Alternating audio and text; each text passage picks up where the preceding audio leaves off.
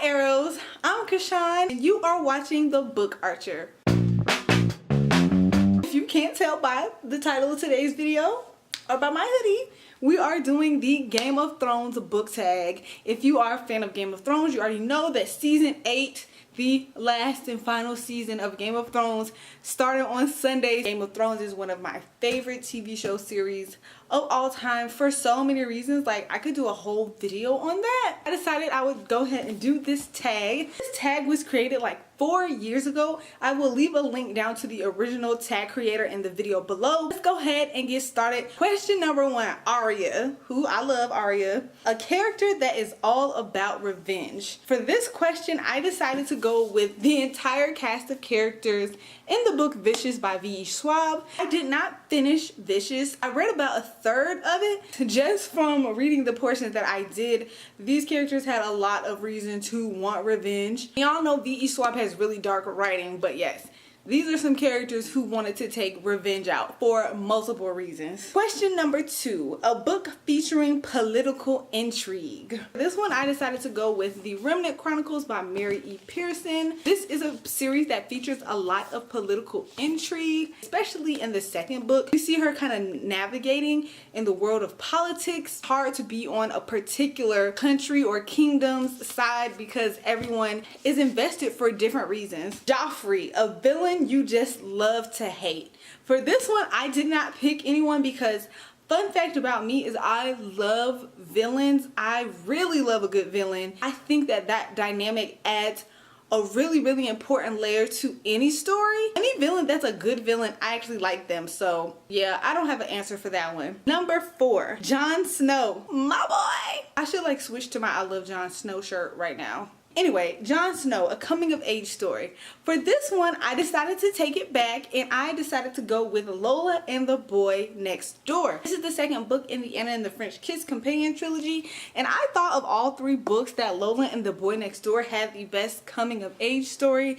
Lola was really a character who had a lot to deal with as far as family life and personal life and unresolved issues with her mom, as well as issues with the childhood friend, and those all start to come to a head while she's falling in love with her next door neighbor and getting set to go off to prom and making decisions about where she wants to go in her future and where she wants to live. And I think that that made for a great coming of age story. Jaime and Cersei, a ship you just can't get behind. Listen, villain I love to hate, Cersei?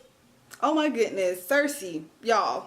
I cannot deal with her. I can't. I'm going to go with the main romance in Empire of Storm specifically. I really was turned off by the the protagonists' relationship in this book. It was so annoying because I felt like it was being forced down my throat, and it was like, okay, we get it. We get it. They just started doing way too much. Lady Olena, a kick-ass older character, which I love her on the show. She's one of my favorite Game of Thrones characters. She has the best lines. I am going to go with Nin from The Reader. Nin is basically the only family that the main character has left, and she is this older lady who during her time was known notoriously as like a slick thief and pickpocket. She knows how to break into anywhere, any entry. She knows how to swipe anything. So she was kind of known for having quick hands. She's also like this older figure who's very smart and witty. You see that when she talks to the main character, but she also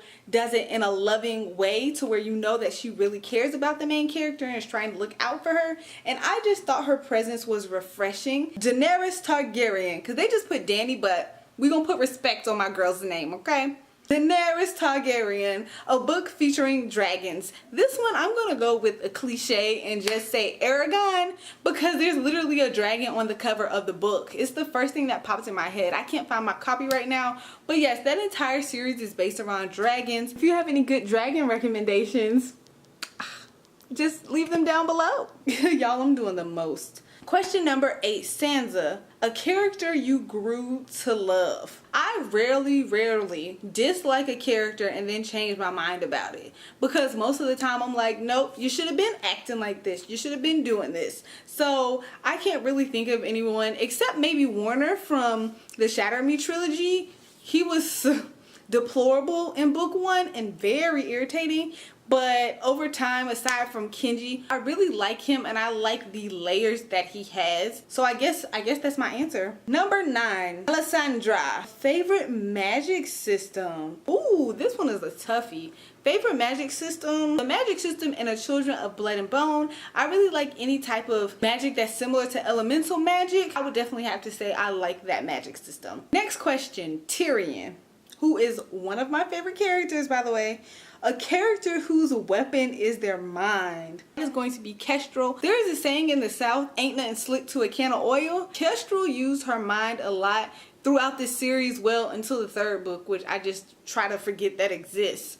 But Kestrel was so clever. It was a very prominent element of this story and throughout the series. So I had to go with my girl Kestrel. Those are all the questions. Leave in the comment section below what your favorite Game of Thrones episodes are, like throughout the series, and also leave below your predictions for the end of the series. Let's chat. If you aren't a fan of Game of Thrones, that's totally fine. I will see you in the next video. Don't forget to follow me on Twitter and Instagram @TheBookArcher, and I will see you guys with another video tomorrow. Bye!